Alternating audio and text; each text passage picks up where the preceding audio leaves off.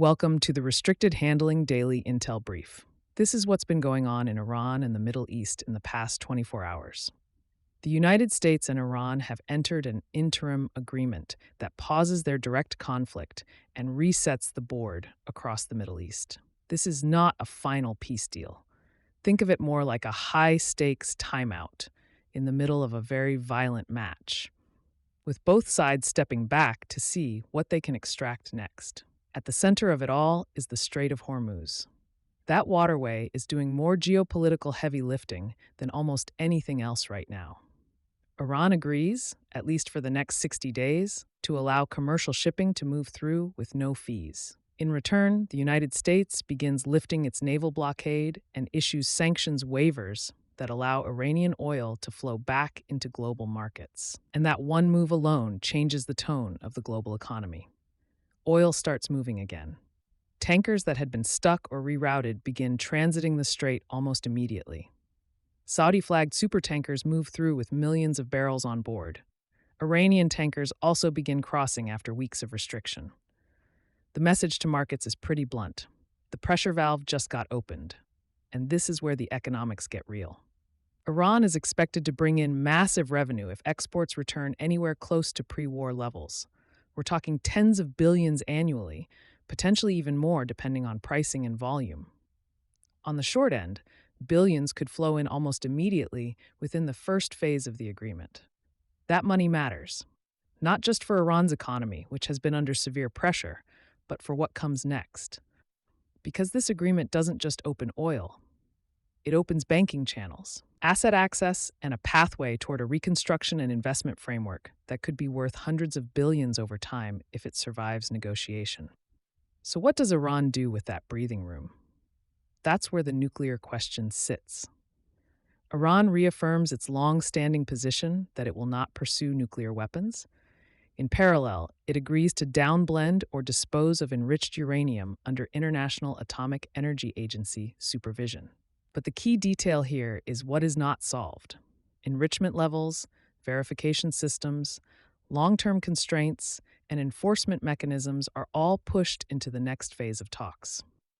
The International Atomic Energy Agency is now stepping in to define what inspection actually looks like on the ground. The leadership there has already said the technical work begins immediately and that the real challenge is turning broad political language into something inspectors can actually verify. So while the politics move fast, the technical reality moves slow. And that gap is where most of the risk sits over the next 2 months. Now zoom out and look at the regional chessboard. Israel is watching all of this very closely and not quietly. The agreement includes language tied to Lebanon and territorial integrity, but Israel is not part of the deal. That alone creates friction, because Israel continues military activity in southern Lebanon, particularly targeting Hezbollah infrastructure, even as Washington pushes for de-escalation to preserve the broader diplomatic framework. There's a real divergence here. Iran and Hezbollah interpret the agreement as constraining Israeli operations and potentially requiring withdrawal from parts of southern Lebanon over time. Israeli officials reject that interpretation and continue to operate based on their own security perimeter logic. And layered on top of that is a noticeable political strain between Washington and Jerusalem.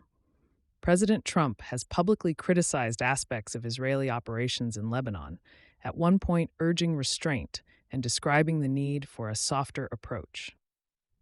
Behind the scenes, frustration has been building around continued strikes that risk undermining the agreement's stability. The tone of U.S.-Israel coordination right now is not breaking, but it is definitely stressed. Then you have Iran's regional network, because as soon as economic relief starts flowing, attention shifts to where that money goes next. Multiple assessments point to Hezbollah as a primary beneficiary of renewed Iranian funding. Tehran has already signaled internally that once frozen assets are accessible, financial support for partners in Lebanon will increase. Hezbollah, despite being weakened over the last cycle of conflict and supply disruptions, remains a central pillar in Iran's regional strategy.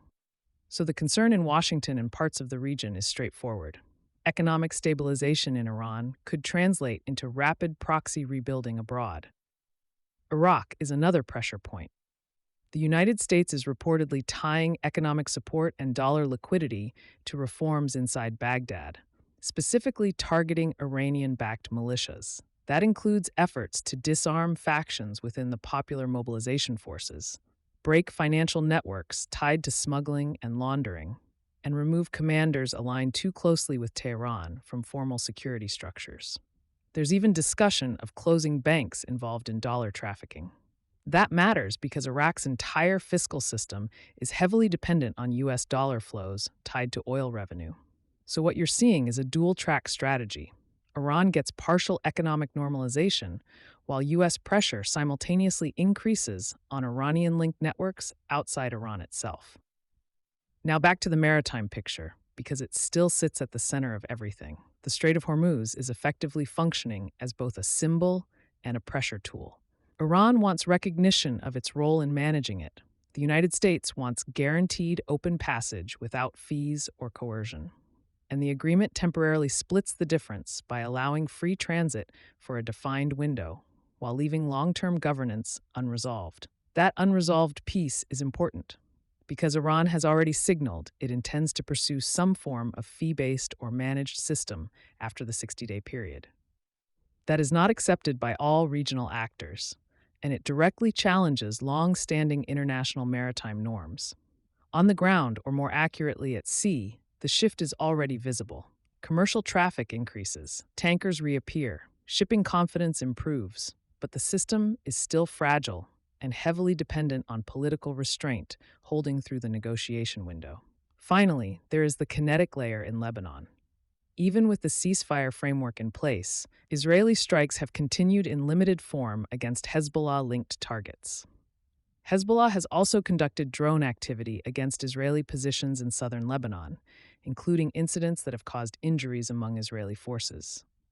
This is not large-scale escalation right now, but it is active friction inside a supposedly cooling conflict zone. And it reinforces the broader point. The agreement has paused the top layer of war between the U.S. and Iran, but it has not fully stabilized the proxy layer underneath it. Thank you for listening and for contributing to the growth of this community. If you found the show valuable, a review or a thoughtful comment helps extend its reach to others. For more in-depth analysis, we publish a daily intel brief on Substack, restrictedhandling.substack.com, covering Russia, China, Iran, the Middle East, and the DPRK. Take care and have a great day. You know that music? That's the sound of shopping for car insurance the old way. Life's too short for that. Jerry makes car insurance easier. Open the app, answer a few questions, and Jerry pulls up to 20 quotes from top insurers. Then choose and switch right in the app. No re-entering your information. No saxophone solos. And Jerry keeps checking rates for you. So you're not back on hold 6 months from now. Visit jerry.ai/libsyn today.